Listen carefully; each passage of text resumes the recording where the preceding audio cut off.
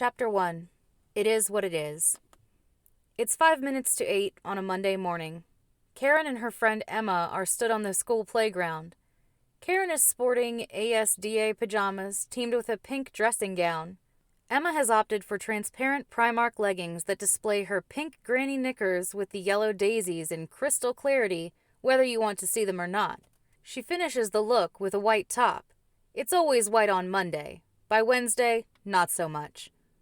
Emma has just received a windfall after the child support agency managed to find one of the dads to one of her 2 children. Miraculously, he had a job. So Emma is busy telling Karen what she is spending her money on. It is all going to be duck egg blue, even the cooker and the fridge. The washing machine is just blue. They did not have any duck egg. Karen twists her face.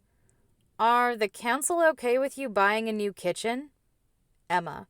The guy I spoke to was a bit funny with me. He just kept asking, "You are buying a new kitchen for your rented house?" over and over, but eventually he said, "Yeah, just do it." As they are talking, a large bald man walks past them, shouting at Karen, "Get dressed and get a job!" Karen shouts back, "Pay your maintenance and grow some hair!" The man is one of the dads to one of Karen's 4 girls. She's not sure which one. It was a long time ago, and she was probably drunk. Karen has 4 girls. Iniesta, who's 12, Firestar, who's 10, Swansea, who is 8, and Chlamydia, who is 6. Karen finishes her dirty look towards the bald man, then turns back to Emma. "I have the doctors again this morning." Emma inquires, "What's wrong now?" Karen, "I am still trying to get a diagnosis for our chlamydia. Stupid doctor said she has not got ADHD. I said, why does she keep waking up at 6 in the morning then? He reckoned that is normal for a 6-year-old. What 6-year-old do you know gets up at 6 in the morning after you were up until 3 in the morning at a wedding? Our chlamydia did. I threw a fucking shoe at her." Emma, "How are you going to get any disability for her if he won't give you the diagnosis? They are proper strict on it now, Karen. They check with the doctor's office now." Karen, "I know, Em. I'm trying to get her diagnosed with dyslexia. She can't spell for shit. They showed me some of her spellings yesterday when I picked her up. It looked okay to me, but Mrs. Carrington said you don't spell mate with an 8, and the RU bit should be more than 2 letters. I said, me, Em, that's dyslexia, that is. I've ordered a new form for the DLA, but I am keeping the one with Tourette's on it, just in case the pediatrician changes her mind. I best get on. I'll see you this afternoon." Emma, "Yeah, see you later, Karen. Let me know if you want any of them Nike trainers. They're okay, it is just the tick is on the wrong way around."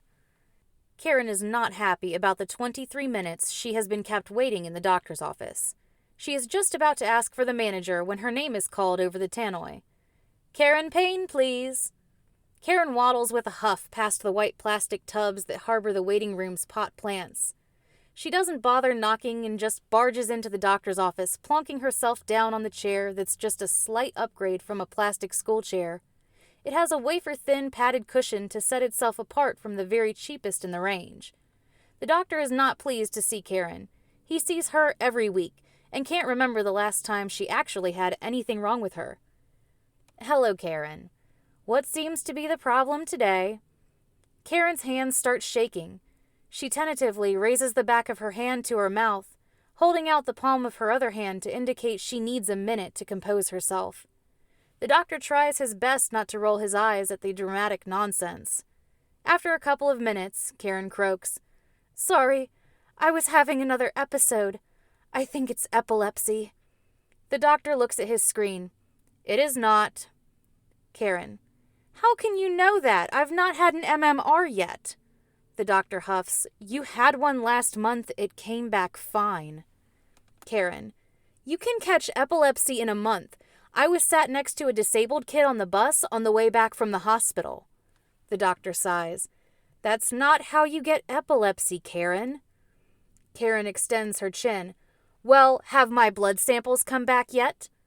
The doctor has just finished getting them up on his computer. "Yes. You don't have diabetes. Your thyroid is just fine. Liver function is normal. I still don't know what Lammas disease is, but you definitely don't have it. You are in excellent health, Karen." Karen is very offended. No, I am not. Not all disabilities can be seen, you know. I have hidden disabilities, I do. The doctor. They can't hide from me, Karen. It is literally my job to find them.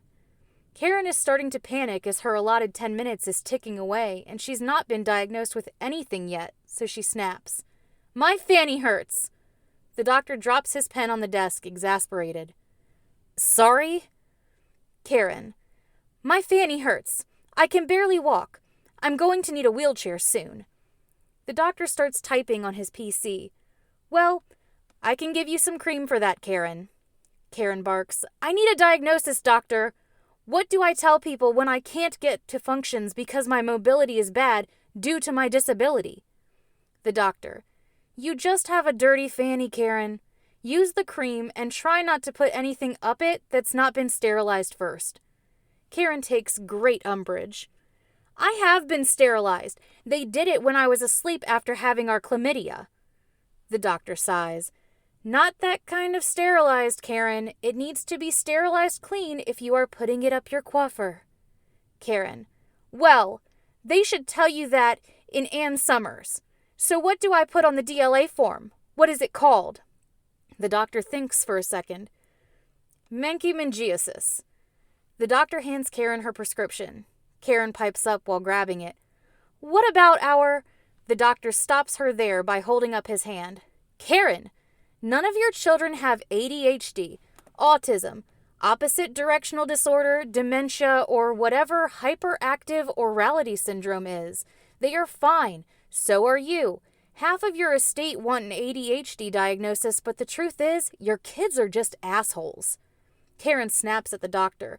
I want to see the manager. The doctor's office door opens. The practitioner's manager was waiting outside as all of Karen's visits end with her demanding to see the manager. Your kids are assholes, Karen. The manager then shuts the door. Karen puts her prescription in her bag and with a stroppy march leaves the office sniping. It is my taxes paying your wages. The doctor responds. You have never paid tax in your life, Karen. The bus into town is nearly 4 minutes late, prompting Karen to tut while looking at her phone for the benefit of everyone else waiting at the bus stop.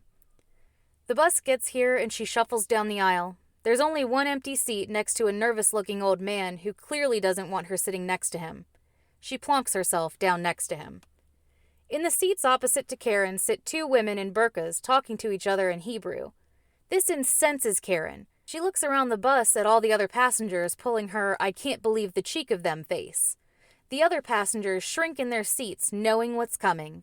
Most of them decide to get off at the next stop. The guy in the organic bean store that's in front of the bus stop has never seen so many people in front of his shop before. After tutting at every exchanged sentence between the two women in burqas did not have the desired effect, Karen decides it's time for action.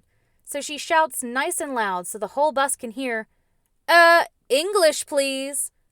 One of the women politely asks, Sorry? Karen barks, We speak English in this country. If you are going to talk near me, speak English, please. The other woman calmly explains, But we were talking to each other. Why do you need to know what we are saying? Karen snarls, It's just manners. When you are in England, you speak English. The woman retorts, When you go to Spain, do you speak Spanish? Karen has the drop on her here. They speak English in Spain. The first woman informs Karen, No, they don't. They speak Spanish in Spain. They speak English to the English because you won't learn any other languages. Karen sneers. Well, I need to know if you are planning to blow up on here in a big chapati bomb. So when you are near me, you speak English. The second woman calmly says, Okay. They then carry on their conversation in English. The second woman says, Yes, that dirty old man in the back row has finished masturbating now and has been flicking his semen in everyone's hair for the last 10 minutes. I'm shocked nobody has said anything to him.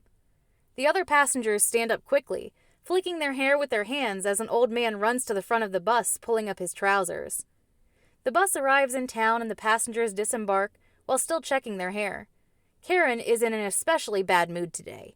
That bitch next door, Sharon, got full disability.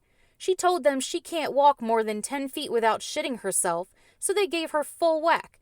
She rocked up to school this morning in a brand new seat Ibiza, sporting a gold tooth and with 3 new tattoos. And here's Karen taking the bus with wanking Bert and the Bin Laden twins. She is in no mood for shopping, but if she doesn't get to Primark now, all the school pinafores for 50 pence will be gone. Word went out on Facebook at 7 this morning, and some of the mums on the playground started sprinting before the bell even went. Karen dove right onto the front line. It was hairy out there. She's battle-hardened and got to the discount cage by pulling on the sideburn of the woman in front of her, who retaliated with an umbrella to the foot, but Karen sucked it up, then dispatched her with a trademark elbow to the nose. Karen gets to the checkout and hands over the pile of school pinafores. The checkout girl scans them, and to Karen's horror, each one reads as £2.50. She holds her finger upright in front of the checkout girl. "The fuck do you think you are doing?" The scared checkout girl replies, "Sorry?" An incensed Karen barks, "They're out of the bargain bin, 50 pence each. What's this £2.50 bollocks?" The nervous checkout girl tries to explain. They start at 50 pence. The bigger ones are £2.50. Karen takes a deep breath while glaring at the girl. A fury is building up that you can actually smell. It is indescribable. The air just changes as it does just before a thunderstorm, and you can smell something but you don't know what it is and can't describe it. It is just a thing in the air. Karen erupts. "Get me your manager!" A frightened-looking young man in a suit with a badge saying Malcolm on it nervously approaches Karen. "Hello again, Mrs. Payne. What's the problem this time?" Karen waves a pinafore in Malcolm's face. "False advertising! These are supposed to be 50 pence each, as advertised, Malcolm." Malcolm gives off a nervous smile. "They start at 50 pence. For the small ones, Karen. The bigger ones are £2.50. Karen points to the garments, screaming, "Where does it say £2.50 on them?" Malcolm slowly and tentatively points at the price tags. "Just there, Karen." Karen brushes off this annoying fact. "They were advertised on Facebook this morning at 50 pence. There was no mention of any being £2.50. Malcolm looks around him, confused. "We haven't run a Facebook advert on them." Karen barks. "Shirley Watts posted it at 7 this morning." Malcolm has started to cry a little. "Who's Shirley Watts?" Karen blasts at Malcolm. "I want them at the advertised price." Malcolm nods frenetically. Okay. Charge them to my card again, Mandy." A woman with a slightly bloody nose, the one Karen defeated to the bargain bin, storms to the counter. "Hold on. If she's getting the bigger ones for 50 pence, we all should get them for 50 pence. The counter blocked from view the knee to the groin that Karen delivered, so it just looked like the woman collapsed.